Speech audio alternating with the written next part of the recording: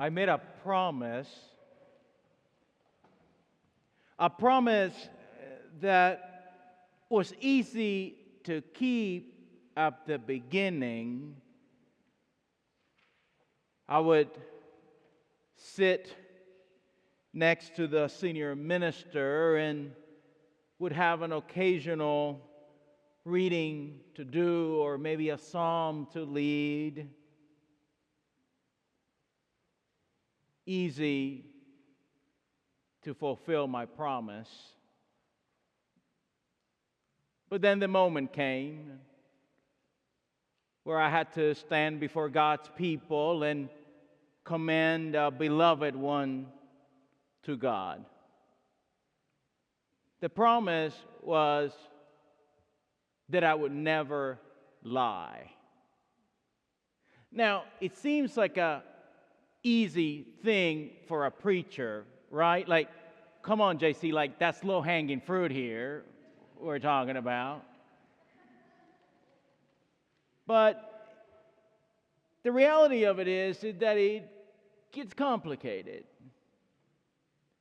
After all, it doesn't matter what the obituary says, the accolades, the many merits, the accomplishments, the belovedness, the saintliness. We know better, don't we? I can see there's a few in the room that have been into funerals like this. Human beings are complicated. You're complicated. I'm complicated.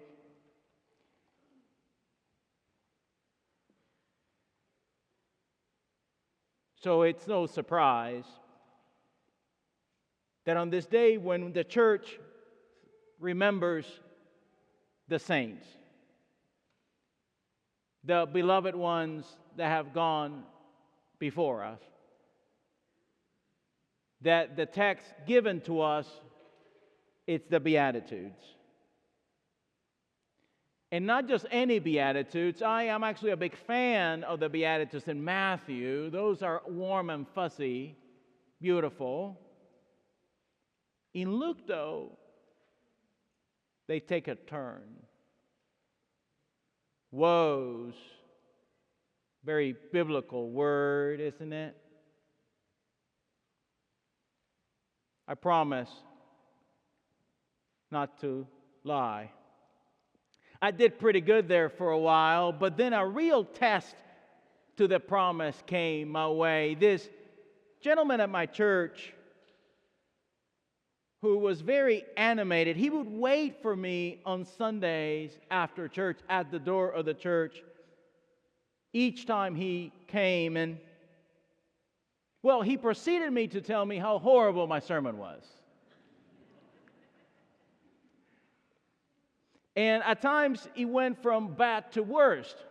It seemed like each week they just got worse, according to him. The first year, like many other human beings, he would put me in a total state of panic. I would wake up on Sundays with stomach aches like I was in 7th grade again. But you know, after the first year, you kind of get used to it after a while. Then one day I got a phone call that he was in the hospital. He'd had an accident and he was not going to make it. I rushed to the hospital and sit there with his wife, and lo and behold, a few days later, there we were in the gathering called the church to commend him to God. What do I say about this sainted one before me? Blessed are the poor, the hungry,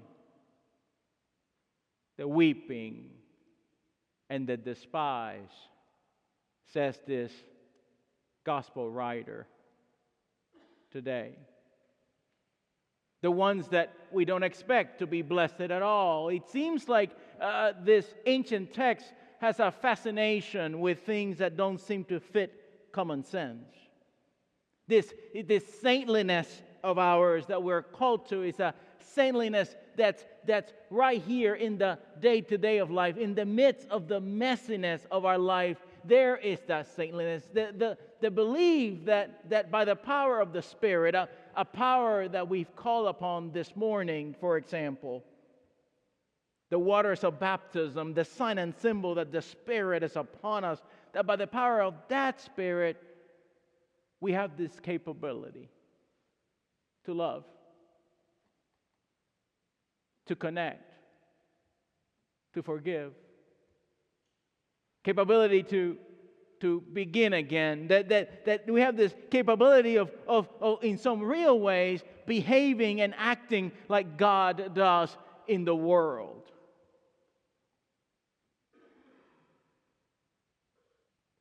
But then there are also the moments when we don't.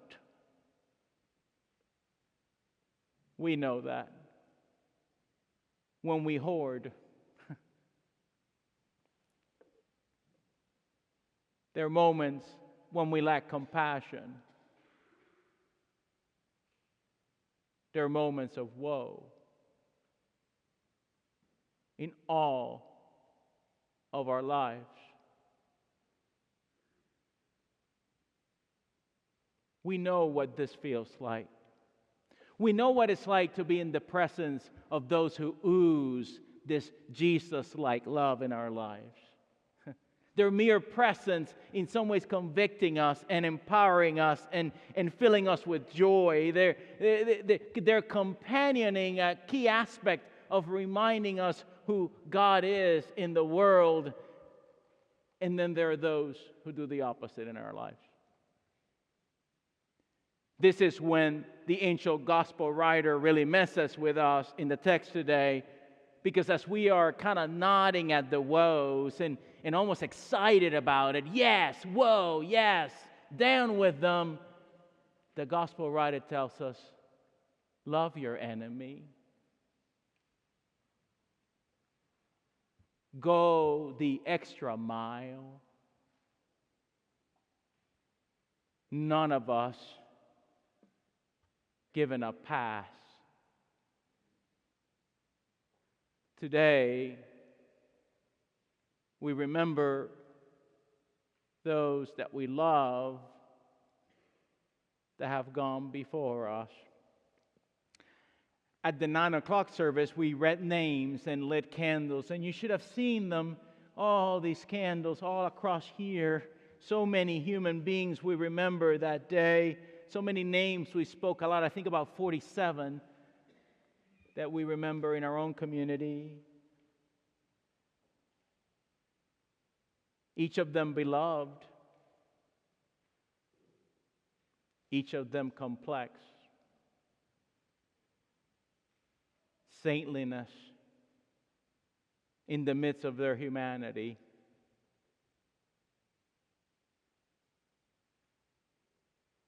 These are indeed complex days.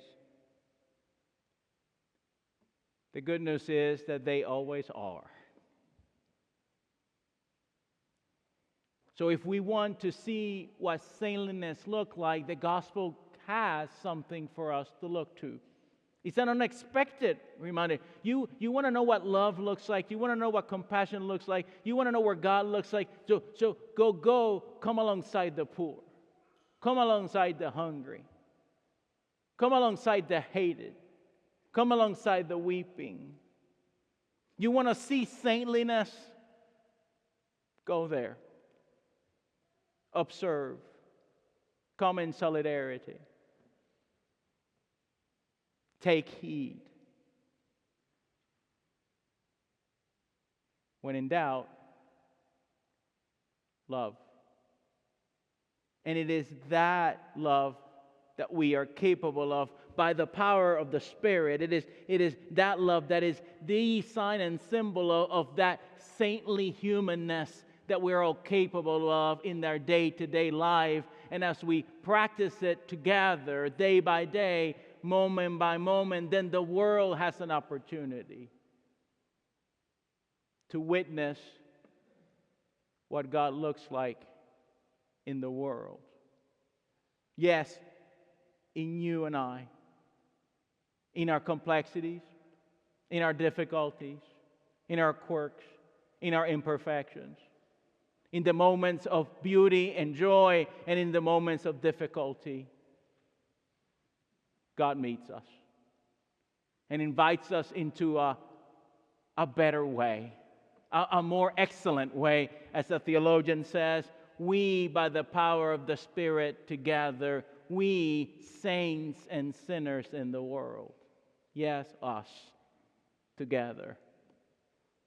And there's no better witness during difficult moments than the witness of us striving towards that more excellent way together. That fateful morning, I stood before God's people. It turned out that it was the preacher who was convicted. Oh, I have bad news for this beloved one. I don't think he would like my sermons today either.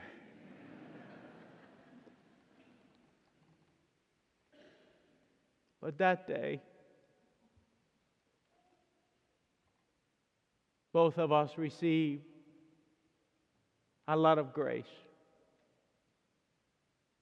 The free gift of God's love. Both of us are accepted by this God who is love. Neither of us deserves it. And yet on that day, both of us, a little saint, a little sinner, on that day we were both transformed and renewed. And someday, we'll see one another once again. Oh saints, oh beloved ones, that grace, that love is for you too.